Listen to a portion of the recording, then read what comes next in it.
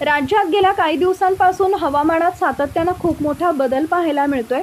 यामुळे नागरिकांसोबतच शेतकरी, बागायतदार आणि सामान्य लोक चिंतेत आहेत। हवामान खात्यानं दिलेल्या आजच्या ताज्या अंदाजानुसार या 7 जिल्ह्यांमध्ये आणि या काही तालुक्यात येत्या 3 तासात आणि आज रात्री विजांच्या गडगडाटासह तुफान पाऊस पडण्याची शक्यता आहे। राज्यात उन्हाचा कडाका भयंकर वाढला असून अनेक शहरांमध्ये तापमान 40शी पार गेले।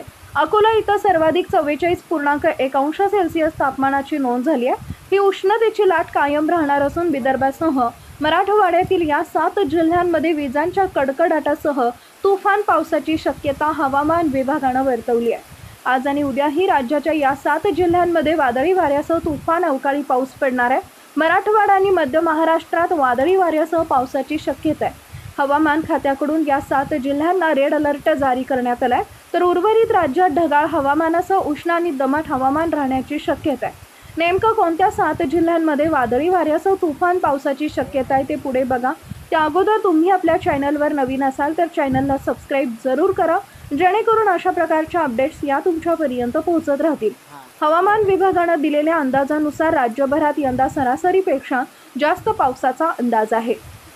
मराठवाडा आणि मध्य महाराष्ट्रात शक्यता अधिक आहे। विदर्भालगतचे जिल्हे वगळता मराठवाड्यातील बहुतांश जिल्ह्यांमध्ये यंदा सरासरीपेक्षा अधिक पावसाची शक्यता जास्त आहे। एप्रिल महिन्याच्या सुरुवातीला झालेल्या अवकाळी पावसानंतर आता पुन्हा उन्हाचा चटका वाढलाय। हवामान विभागानं आज मराठवाड्यातील धाराशिव, लातूर, नांदेड, बीड, जालना, छत्रपती संभाजीनगर जिल्ह्यात तर मध्य महाराष्ट्रातील सोलापूर, सांगली, रायगड, ठाणे आणि पालघर जिल्ह्यात काही ठिकाणी हलक्या ते मध्यम पावसाचा अंदाज दिला।